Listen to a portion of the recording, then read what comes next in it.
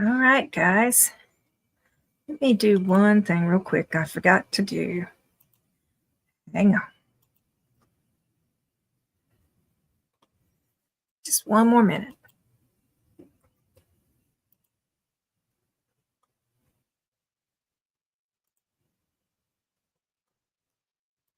Okay, I think I got that done. All right. So tonight, it's just me. Hi, guys. We are going to read the comments. We are going to talk about some homesteading and different things like that, and some conversations I have had about homesteading that have led me to tonight's show. But first, let's do what we always do, and let's tell everybody, hey. So we have Sharon, we have Gary Spikes, we have Billy Shillings, we have Wendell with Bigfoot 911, we have Terry Allen. If I miss your name, y'all forgive me. If I say it more than once, y'all forgive me. Patrick Noble. Let's see, Katie G, Stacy Thrasher, Mark Creel, Jesse Underwood. Hey, everybody. Y'all have been chatting as usual. Don Moore, and yes, heard about that today. That was not news I wanted to read. All right, Blackie, hey there. River Morris, good afternoon, morning, whichever time zone it is over there. Let's see. Phyllis, hey.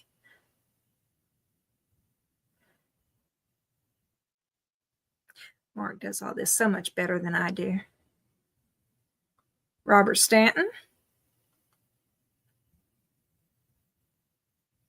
Miss Hillary. Lawrence Rice. Y'all be sure and say hi to him.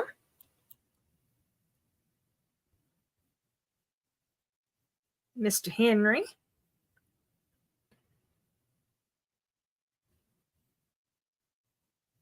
Steve Garza, hey there. Miss Verby, hey there.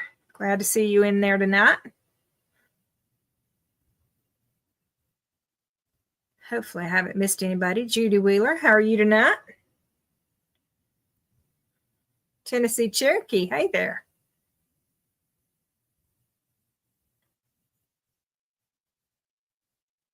Mr. Jeffy, hi. Murray Evans, y'all be sure and welcome him. All right, I made it to the bottom. Miss CD, how are you tonight? All right, and I think I am caught up with all of the people in the chat. So, hey, everybody. We lost a member of our Bigfoot world, Mr. Jeff Townsend. So y'all keep that family in your prayers. The person that I put in the post part for the YouTube channel, if y'all saw that, please keep that family in prayers. I think that they are transitioning, if that makes sense.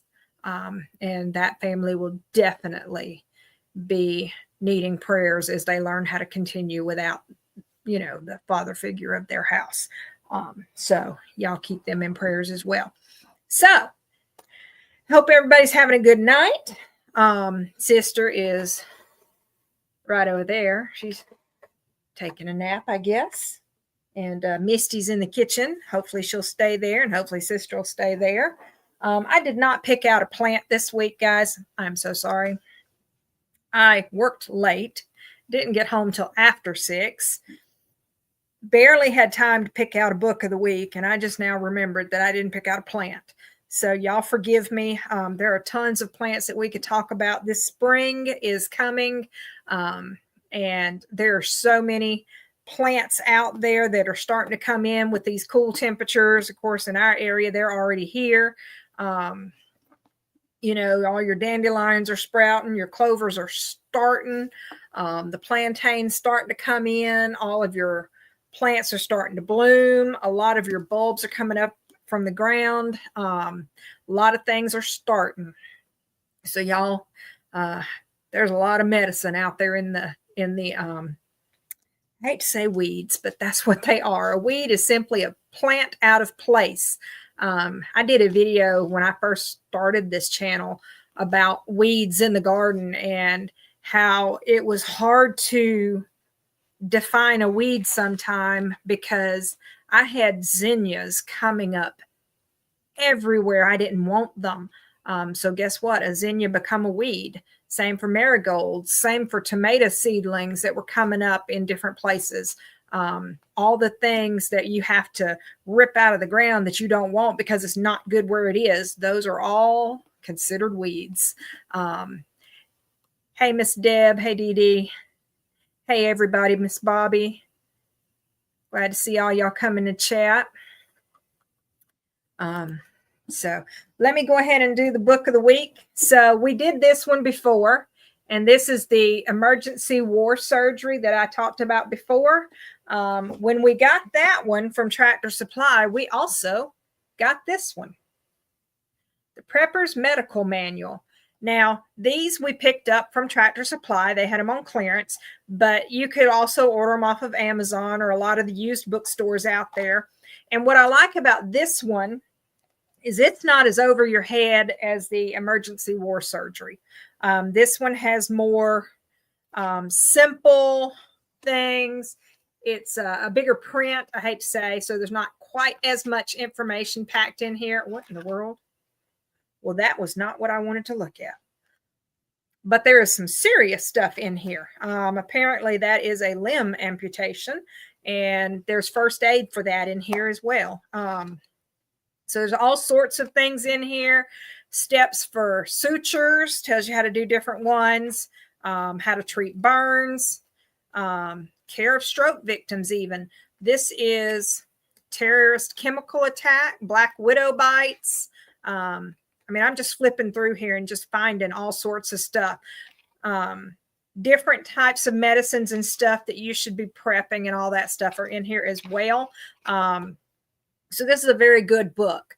Anybody interested in preparing for medical emergencies in case the crap hits the fan, this is a good book to have. There's a lot, y'all. You can't go wrong by having a book on anything. I hate to say. Y'all have seen I have pulled book after book after book off of these shelves that I have because there's going to come a time that you don't have the internet to access. I'm not saying don't use the internet. I'm saying have backups. Why, thank you. I didn't realize I had nails, but I do. They are those stick-on nails, basically. It's more the paint than a nail because y'all know me. I don't have any nails, but I've peeled several of them off, as you can see. Now I just got polish on there versus the little nail sheet. But it's spring. I needed flowers, you know? All right, so that is our book of the week. And like I said, you can't go wrong. You see a book out there, by all means, share it. Tell me what book it is if you like it. And if it's a book that you think you'll like, get it. Because like I said, when the crap hits a fan, more than likely you're going to need information at your fingertips versus trying to find power to have a phone or a computer versus that's funny. Yes, I'm a nail polish picker. You're not going to have power for your phone. You're not going to have power for the internet to start with in different scenarios. So it's always best to have something you can fall back on in situations where those don't exist. And the best thing to do also is to be prepared. We've talked about that a lot as well. Just simply being prepared. But you can't prepare for every scenario out there, unfortunately. So you got to think about what's going to work best in your area. So for us, we're going to be without power. We're going to be without water. We're going to be without, we might have tornadoes. For the most part, we're not going to get big, true flooding where I am, but some of the areas here in this town do get flooding. Fires. Let's talk about fires right now. Wherever you've got your prepping stuff, is it protected from fires? Because all the prepping you do, you could still end up in a situation like North Carolina and not be able to use what you've prepped. So a lot of things to think about. A lot of things to think about there. Well, guys, I wanted to do, like I said, a show on homesteading tonight. Homesteading seems to be a very popular topic right now, and it makes its rounds in popularity, as y'all know. It's a very bougie, is that a way to put it, thing nowadays. And when I say that, so a friend of ours was asking me if I would teach them homesteading and stuff. And they immediately went to cows and horses. And they were like, are you gonna teach me how to raise cows and stuff? And I just had to look at them and I was like, do you know if you're going to be able to afford property to have cows? Do you know if you're going to be able to afford to purchase the cows? And are you going to be able to do with the cows what you need to do? That one is a big, huge one, because we have gotten several people started in rabbits, and they just don't know what they can do with cute little fluffies. So yeah, it's something really to think about.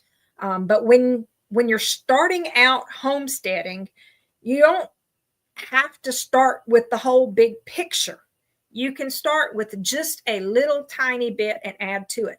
Are you in an apartment? Well, guess what? You can learn where your local produce is and can that. You can make crafts and barter with farmers, different things like that. There's all sorts of things that you can do to build up as you go.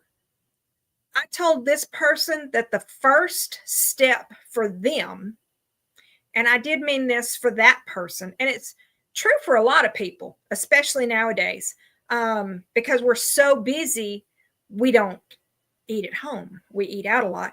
And I told this person his first step in learning to homestead was learn to cook. Because yes, if you want to be self-sufficient and you want to know where your food comes from and everything, the first step is knowing what to do with the food. And if you don't know how to cook, or you don't have time to cook, which is where we fall into a lot, with our different schedules and stuff like that, we end up eating out a lot. We've tried to do better more recently about that. But one of the first steps of being self-sufficient and knowing where your food comes from is learning to cook. You can learn to can all you want. You can learn to raise rabbits and chickens, and you can raise the cows, whatever you want to do. But if you don't know what to do with it once you've harvested, I guess is a better word for that.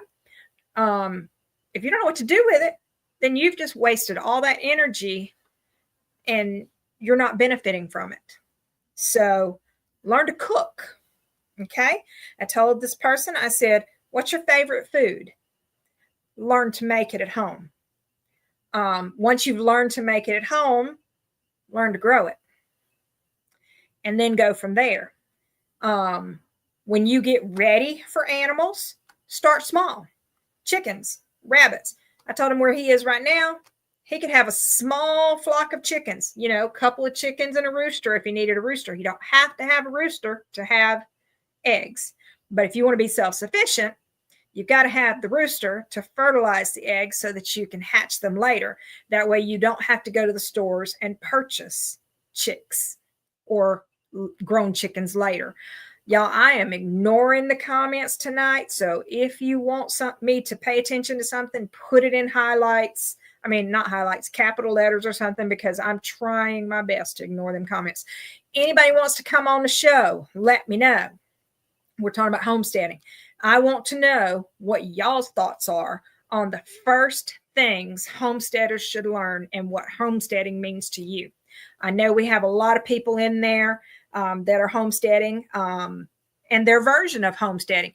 You do not have to be off grid on your own, a million miles from nowhere, and raise lots of food, lots of cows and horses and chickens and rabbits and sheep and goats. You don't have to have all your own hay that you raise as well. There's lots of levels of homesteading. So tell me what your level of homesteading is. You know, my original plan was being off grid.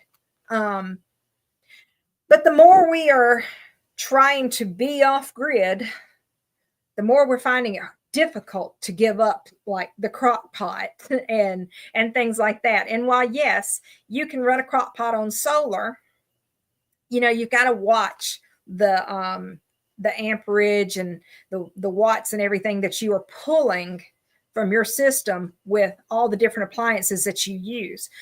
Is it realistic for me to go without a refrigerator? It is not. Can I go with a gas stove instead of an electric stove? Absolutely. Can I cook my food on the fire pit? I can, but what if it rains? And y'all know me and cold. I don't like cold. So am I going to be out there over the fire pit in the winter cooking? I am most certainly not. So homesteading has a lot of different degrees, and you've got to find your fit. So like I said, first thing to do, learn to cook. Secondly, learn to raise what you eat. Because if you don't eat watermelon and you're growing a lot of watermelon, guess what? It's just extra energy that you're spending on stuff that you really don't need. So, and it's also the money involved in growing those watermelons. It does not have to be expensive to homestead, but y'all, it's not free. Let's talk about chickens.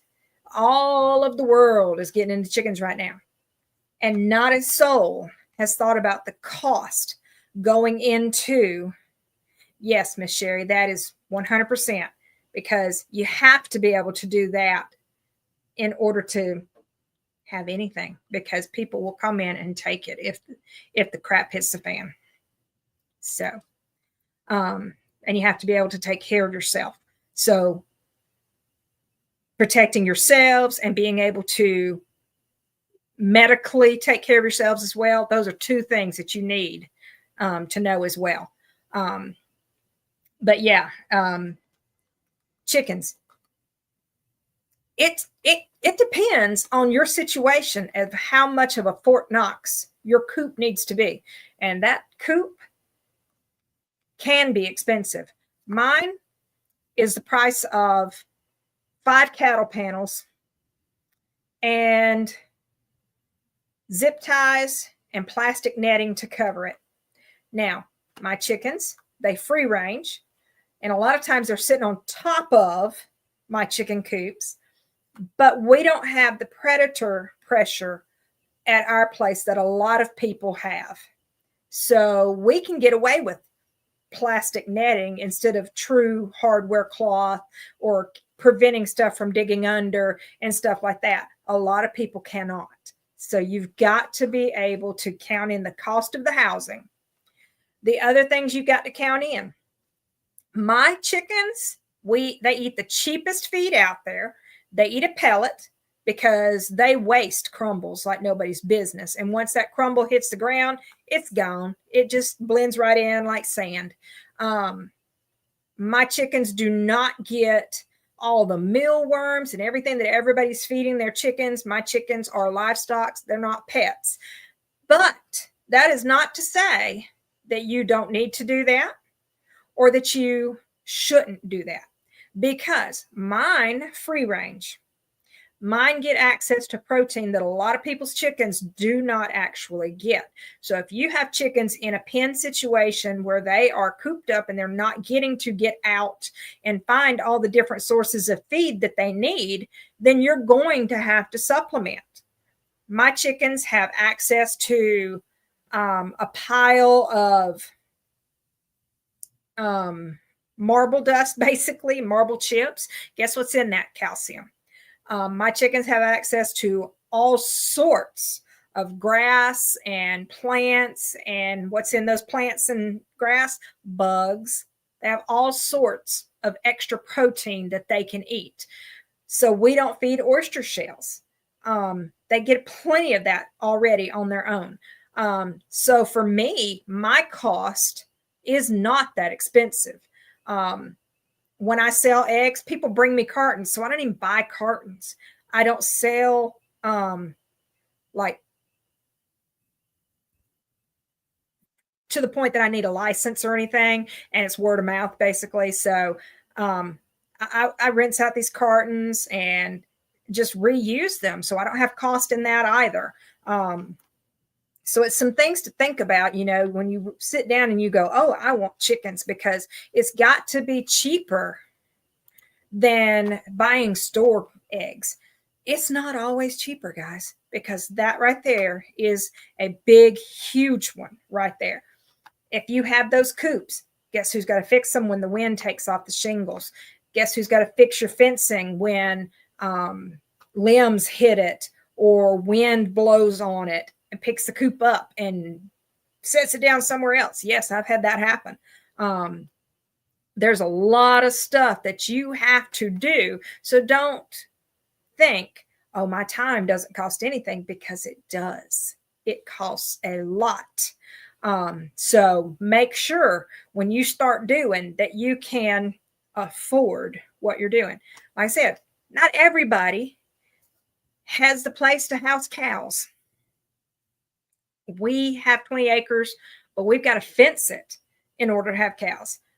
Fencing ain't cheap. Neither is time. And with Mark working nights and me working days, and now he's working every other weekend, that's a lot of time that we don't have to spend for fencing. That's a lot of cost in fencing. Have y'all priced posts lately? Have y'all priced fences? The other part that he asked was, can I teach him how to take care of horses? I was like, and I'm going to put this kind of blunt. I said, we don't have a lot of useless animals on our farm. I said, every animal has a job. I said, and honestly, to me, a horse is a walking vet bill that doesn't have a job except to be a pasture ornament. I said, when we get horses, if we get horses, they will probably be a mule that will pull implements when you can't get gas anymore, and things like that. And like I said, with the cattle, you don't have to raise your own cattle.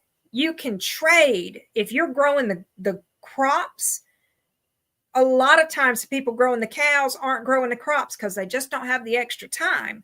So you got some barter there.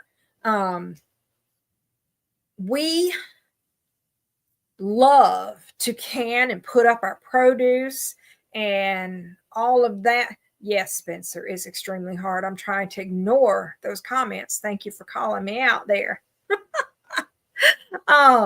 So yeah, we try to put up a lot of stuff, but I fell into the trap of I wanted to can all the things, and I don't eat half the things I canned. So I put a lot of money into jars, a lot of time into growing the produce or purchasing the stuff. And they're all sitting on my shelves right now. So that's another thing to think about. If you can it, will you actually eat it? Because part of canning and everything, you don't want to just can for later. You want to can for now too, because that's part of knowing where your food comes from. Okay. A lot of people get into this habit of, oh, I've got 500,000 jars of food canned. Let's go out to eat tonight. I've got 500,000 jars of stuff canned. I'm not touching that. Let's go use this, because this is for the future when the crap hits the fan. Well, when the crap hits the fan, is that stuff still going to be good? Some of it will, some of it won't. But you need to be rotating. Okay. If you're truly wanting to know where your food comes from, use the stuff you can too. Because that's a lot of money that you put in those 5,000 jars for it to just sit there in case the crap hits the fan. Okay. So yeah, a lot of things go into wanting to homestead. Time is a major one. Time is a major one. Thank you for mentioning that, Katie. Yeah, time's a major one. And that's kind of where we're at right now. We don't have time to do the stuff that we need to do. Like I said, with Mark working his shifts and I'm working my shifts, and we're just passing each other pretty much. That's all we do right now is pass each other. I put in 43 hours this week. 43. And guess what? I had a half day off and still had 43 hours in Monday through Friday. So I know that's not a lot to a lot of you, but when, like I said, when we're doing this and there's only one person doing things, like Mark will do it during the day and I'll do it at night, but when I get home, there's nothing but dark. It kind of limits what's actually being done when you need more than one person to do some of the projects, like fencing. So homesteading, again, for us, that definition is changing. We like knowing where our food comes from. I can cook, but I don't have the time to do it. So what does homesteading mean to y'all guys? What do you think the first step to being a homesteader should be?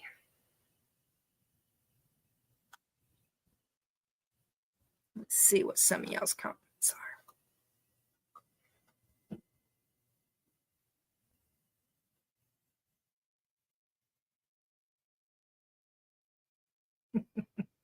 Thank y'all for your encouragement in the chat, guys.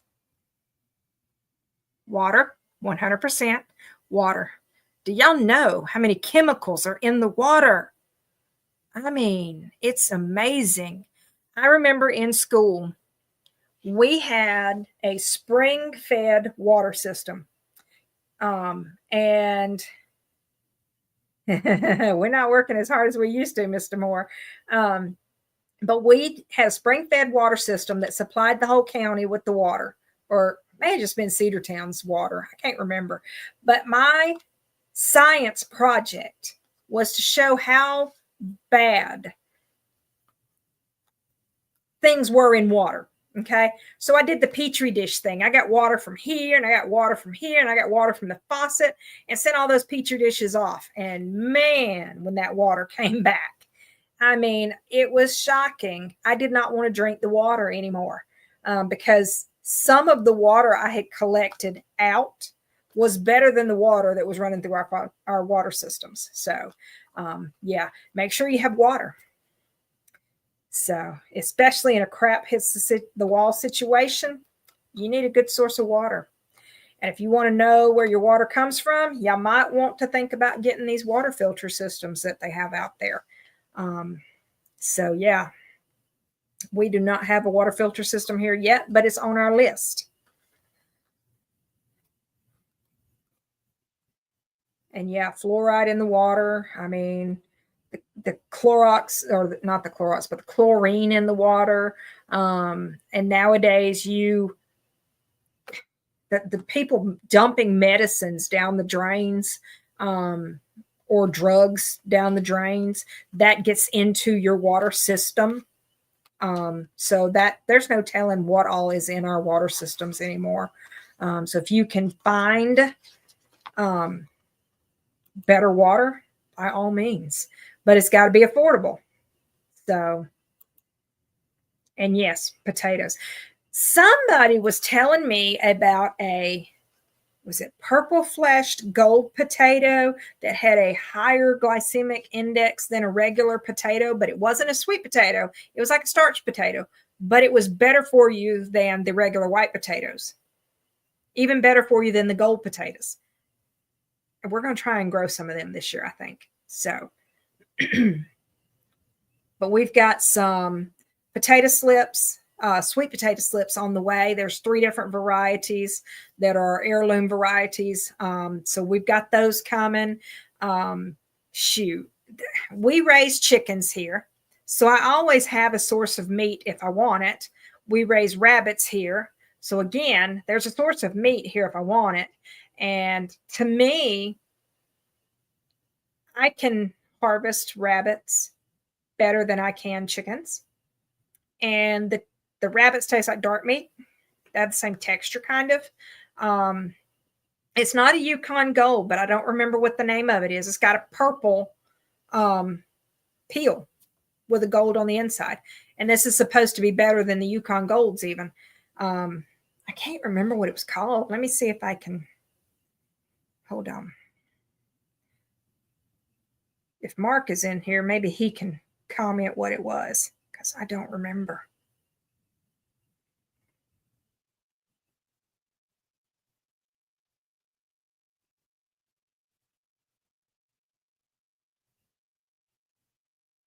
Nope, I don't remember. And apparently we didn't talk about it in the text. So anyway, but it was very cool when I read up about it. It was a higher lower glycemic, whatever. It was a better potato for you on the glycemic index than any of the other potatoes out there. The starch potatoes, that is. Sweet potatoes are still better.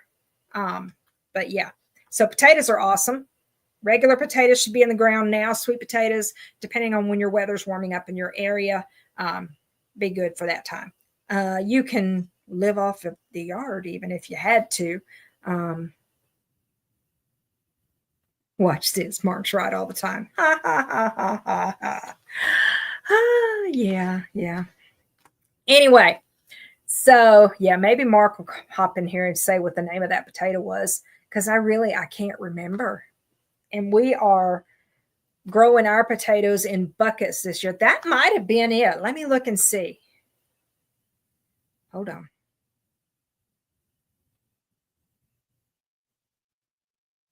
May not have been either. Nope, that's not it. Purple Majesty is not the one.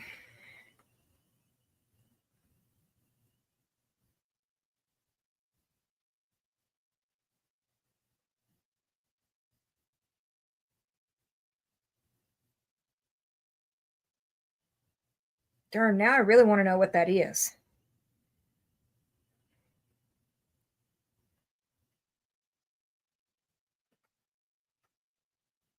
Nope, not that one either, Sherry.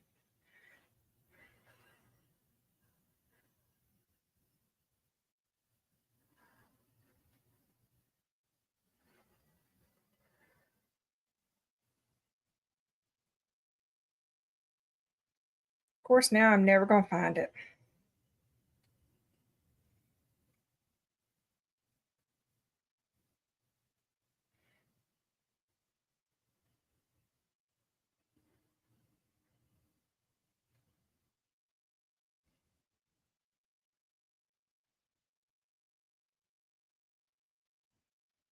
Nope, never going to remember. Anyhow, somebody's bringing us a couple of eyes for it, and we're going to get them in the ground. And nope, it's not that. Like I said, maybe Mark will come in here, and if I find it after the show, I'll share it on my Facebook page. I might even try to put it in the comments on the video, or I might put it in the community page, like a post on Facebook. So we'll see. No, it's not any of those. It's not any of those. Becca does not want to live in Alaska, Spencer. Oh, somebody said you were steering the pot, rattling the cage, because yeah, that's it. That Let's see, purple. Let's see if I can. Purple peel, gold inside. Potato. Well, that didn't work.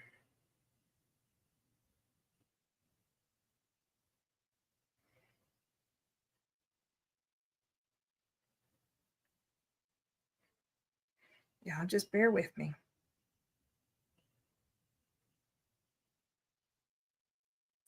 And what was funny is right after I saw that potato, I saw it everywhere.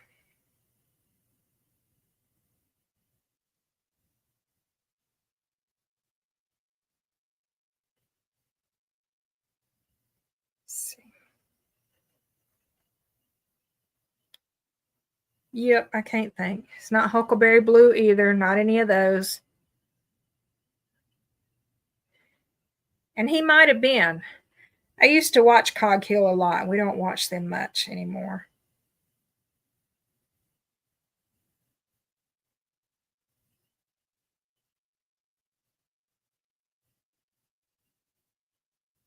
And of course, whatever I'm looking at right now.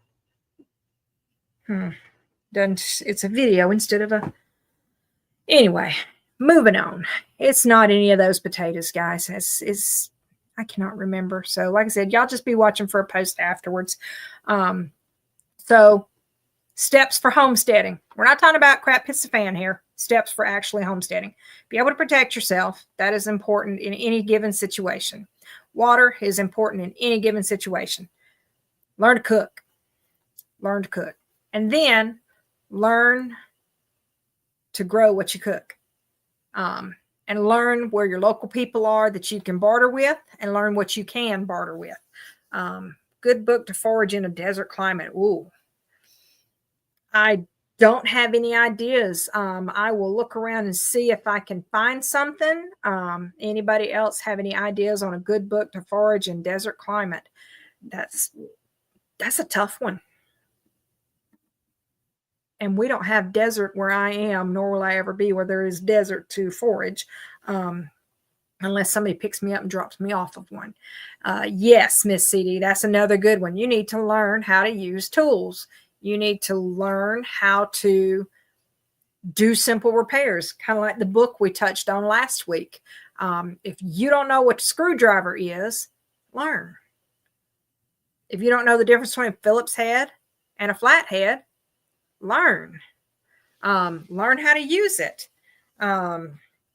Companion planting, like Miss Phyllis said, raise plants to keep pests and insects away. Nematodes are chased away by marigolds.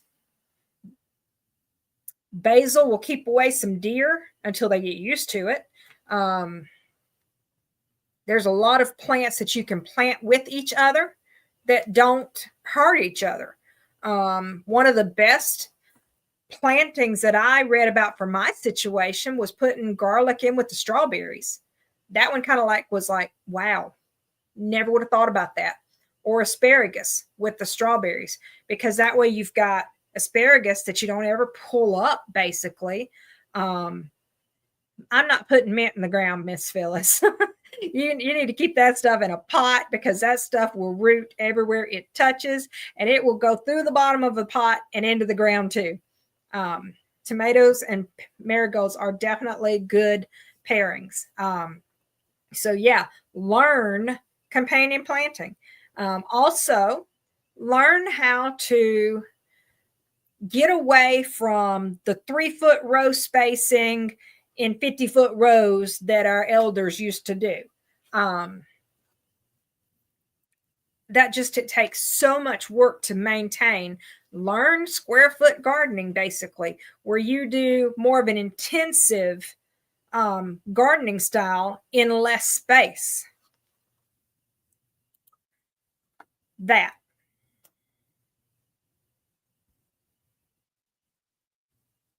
Yep.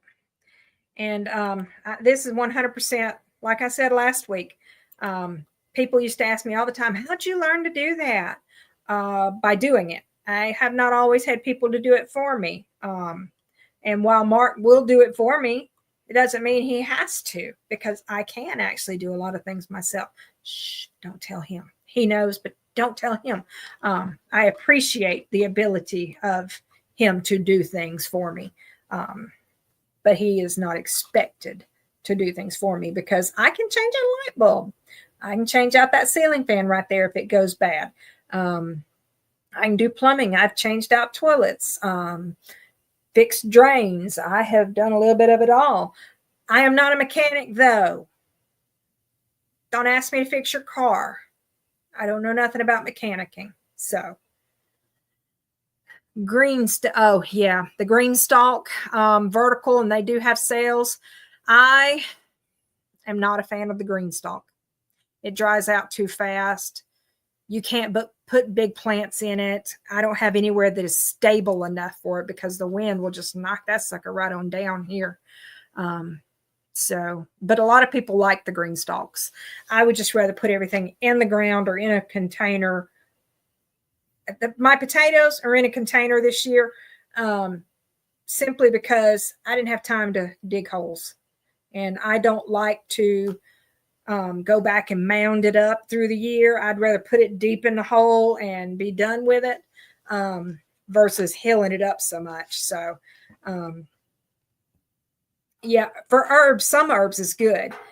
We have a nice little herb garden that we are, working on. So, just yeah, if you have the place to put one of the green stalks, those are awesome. They are some pretty cool little systems. You can put the salad greens in them. You can put onions in them, I think, even. Yeah, they are awesome little systems. So yeah, y'all have to do containers because of the dirt. Basically, y'all don't have any. We put most everything in the ground. I did build some raised beds so that I could get looser soil because we do have clay soil here. But I am more of a good luck gardener, I guess you could call it. We are trying to do less work when we garden. So I can't afford to keep filling up all the raised beds. So most everything we do is put in the ground. And we try to put bigger plants over smaller plants. That way it shades out weeds and things like that. We make use of feed sacks because they're paper, and we top it with leaves and little limbs and things like that to hold it down in the wind. All sorts of little things that we can do to keep from having so much work to do. So the black weed barrier, we have some of that. We have weeds that come up through that even. I mean, we have a section of the woven fabric that we are having to just throw away because the running grass got in it. And if you leave one little piece in there, you're pretty much screwed because it just, you can take a little dried stick that has a little piece of the root stuff on it, of the centipede grass or whatever the heck it is out there, and it'll just come back to life like nobody's business. We fight that so much it's not even funny.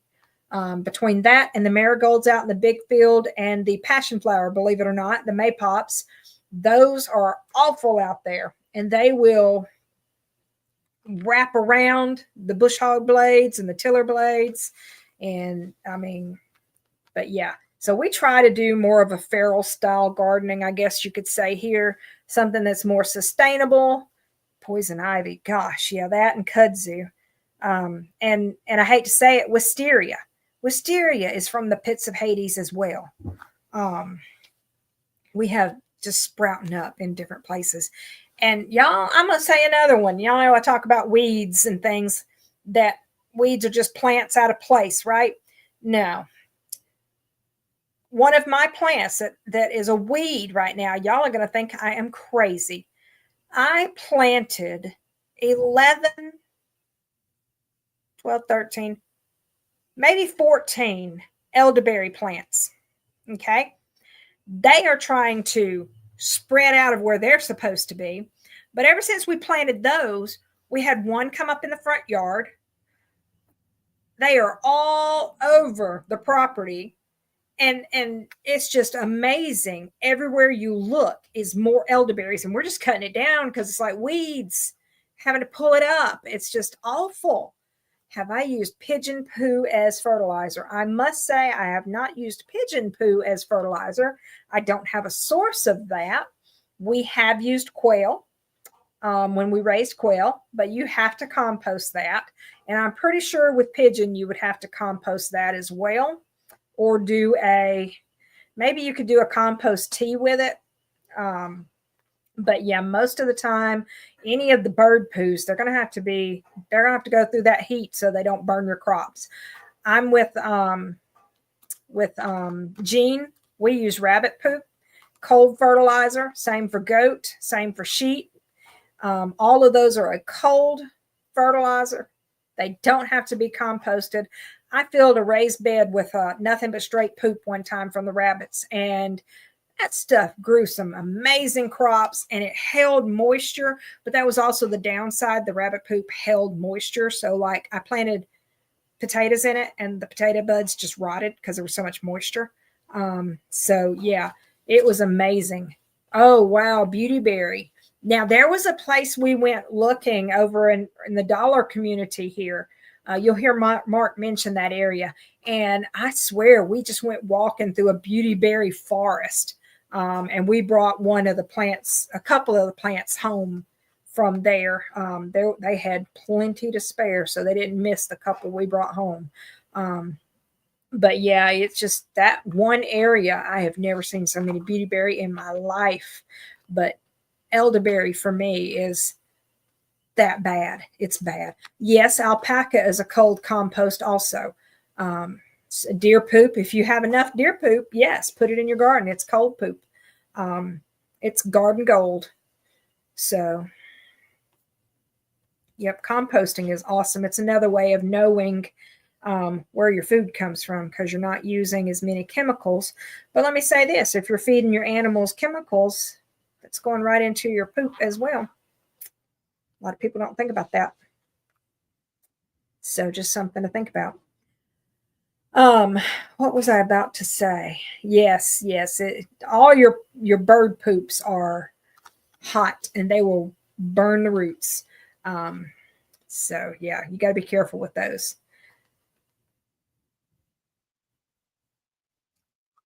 There was something I was about to respond to, and I don't remember what it was now. Anyway, yeah. So, I remember what it was. I was watching some channels when I used to watch channels, and it was kind of interesting because we raise rabbits, so we save the poop. And we used to sell a lot of the rabbit poop too. But let me tell you something that it mentioned. It took the rabbit pee that a lot of people don't think about keeping, and they sprayed their crops with it as an organic pesticide. What's the best fertilizer? You want natural or you want the chemicals? Because a triple 13 is always awesome.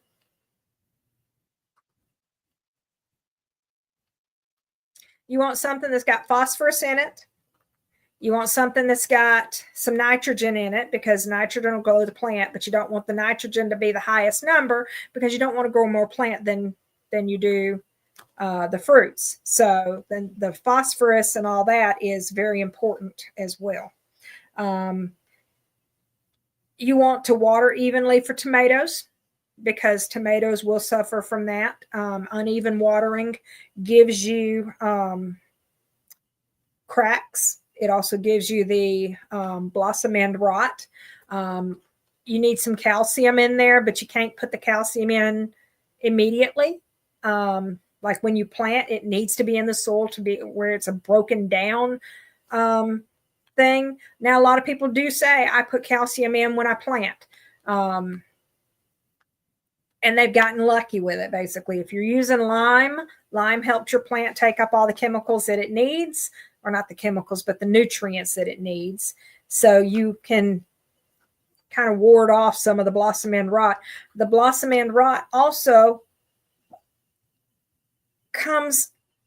it'll go away if you even out that watering. So just something else to think about. The lower limbs of tomatoes, I only pull the lower limbs off of the first little bit. I get rid of anything touching the ground. But I'm not one that takes the suckers off all the way through the whole plant. I'm not one of those. If your leaves are touching the ground, they're picking up diseases off the ground. So I only trim what's touching the ground. But I let the plant just sucker away everywhere else. So,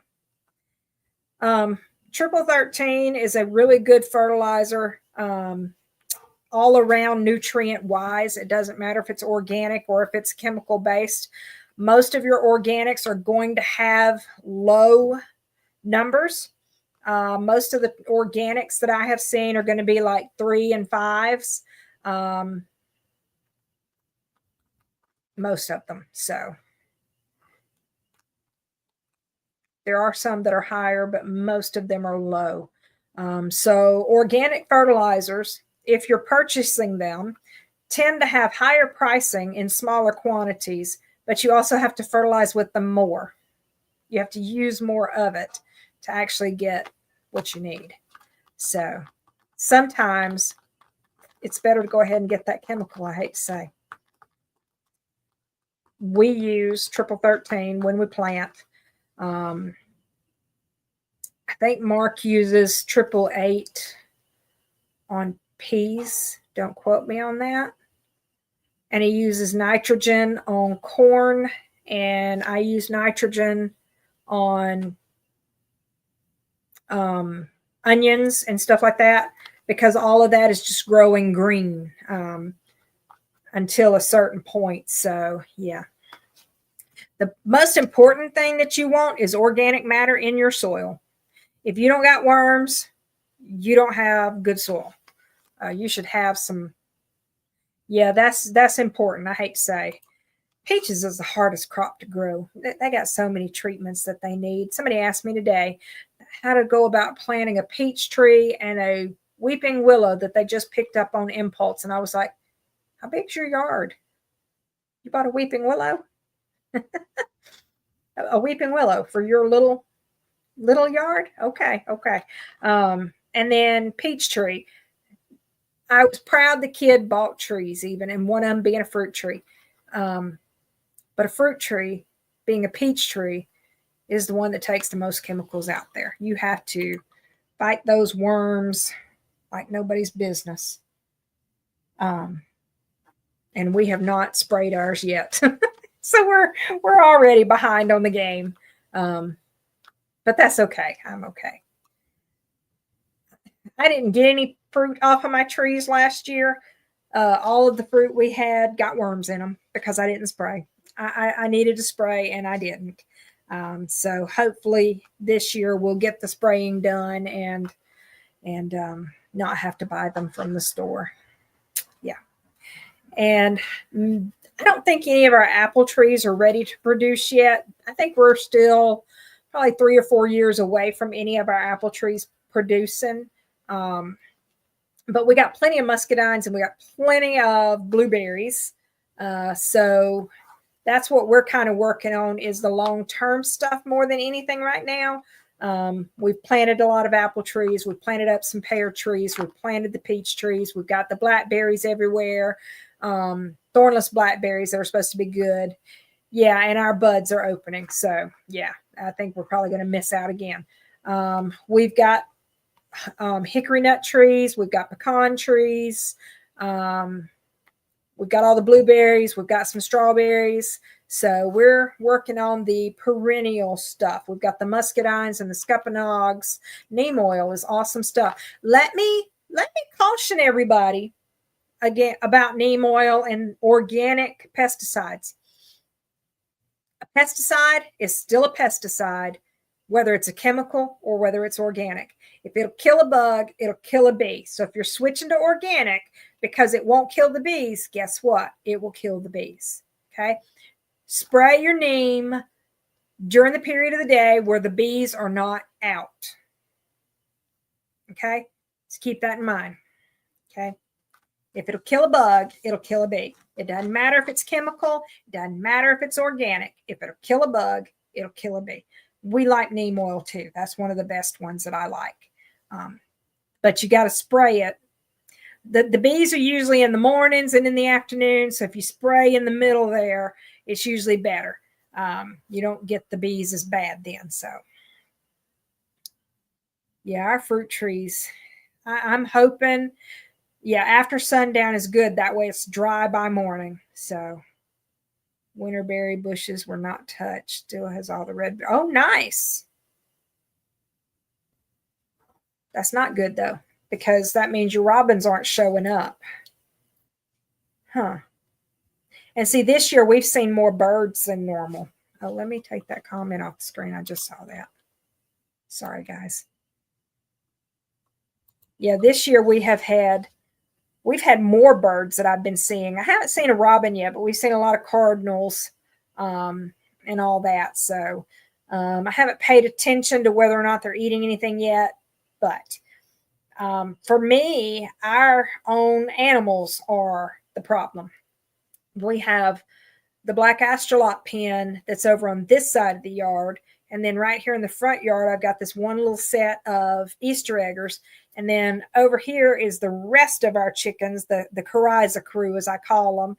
We have to keep everything separated here because of that coryza crew. I have to be careful not to spread coryza to the other flock. But the black ones have learned how to get out of their pen. And y'all know we have, 20 at least oak trees on our property. There is 4 or 5, probably about 10 just around the house. And I mulch with leaves.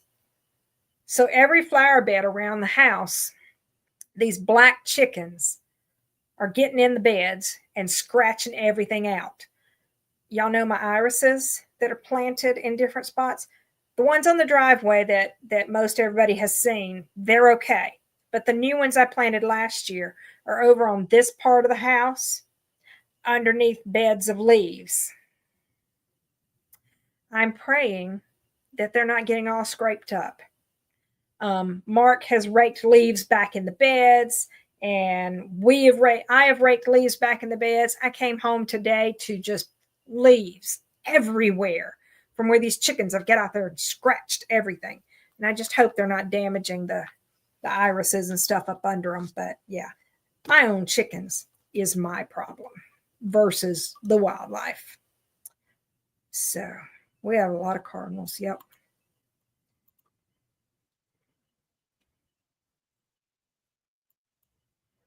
Yep. Come get your plants, Stacy. I'm home this weekend. I got my list. I'll get you covered. Yeah. All right, guys. So I think I have talked about plants enough for tonight. We have talked about homesteading. There's things that we need to determine what we want to do in life. And if you want to know where your food comes from, then you've got to start being a little bit more self-sufficient about it. Learn to cook, quit eating out, learn where to get what you need to cook what you need. And if you can grow it yourself, always grow it yourself or barter for it. The next fire pit is, I'm not sure. Hold on. Let me look. Let's see. The 1st, the 8th, the 15th.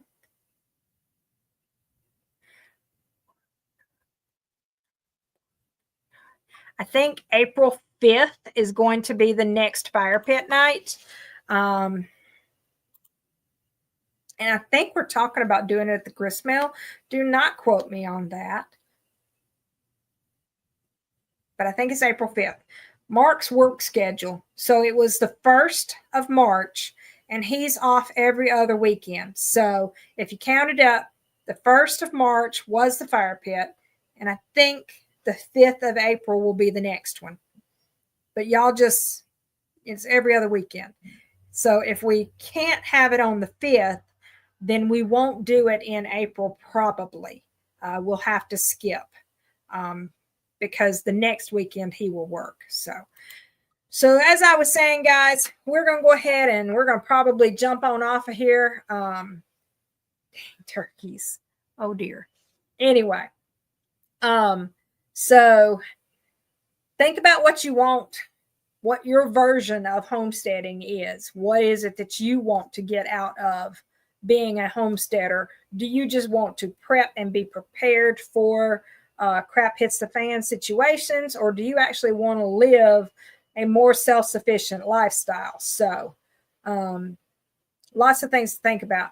We're supposed to be going somewhere next weekend, but now I'm learning that there are storms coming next weekend, Miss Phyllis. So I don't know what we're doing now. So yeah. I think the 5th Mark is off, and I think the 5th will be the next fire pit. But I'm not sure. My paper is on the side of the refrigerator. Y'all just watch for the posts. And I'm sure Mark will tell everybody on the live before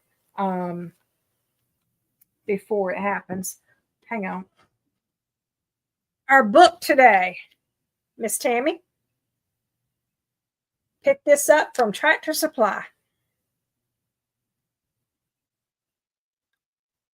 So check it out.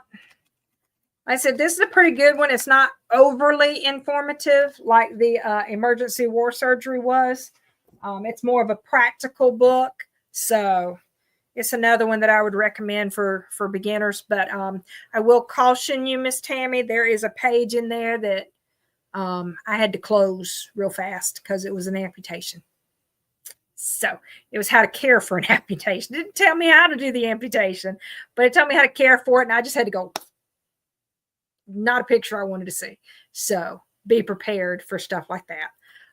But yeah, so there you go. Guys, we're going to go ahead and get off of here. I don't have access to Mark's prayer list. If y'all have prayers, put them in the comments to where each of you can read them. Keep that family that I mentioned in your prayers. She's a coworker, and like I said, I think she's got some adjusting to do for the future coming for their family. So I hope not, but I'm afraid that's what it is. So anyway, there's lots of people that need prayers out there. There's been a lot of people that have lost family members. We lost Jeff Townsend, in fact. So y'all keep all them prayers. Yeah, this is my topic. Homesteading, gardening, that's my topic. So, yeah, keep all those people that we have mentioned today in your prayers. And like I said, if y'all know anybody that needs prayers, put them in the comments.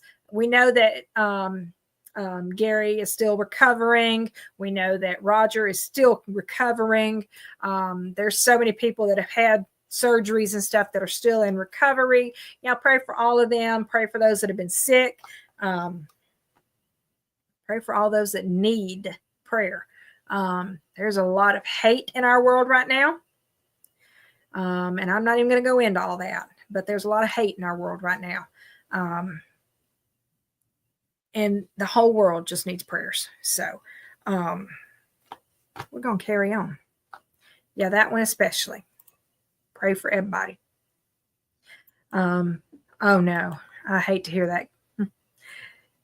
You got them, Miss Debbie. You got them. So y'all put your prayer requests in the comments below, and y'all pray for each other. And y'all, I'm gonna go ahead and get off of here, but I'll leave the video running so y'all can put them comments in there, okay?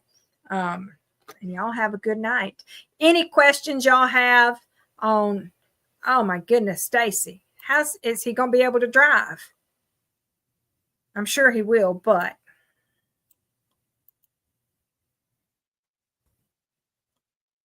dang.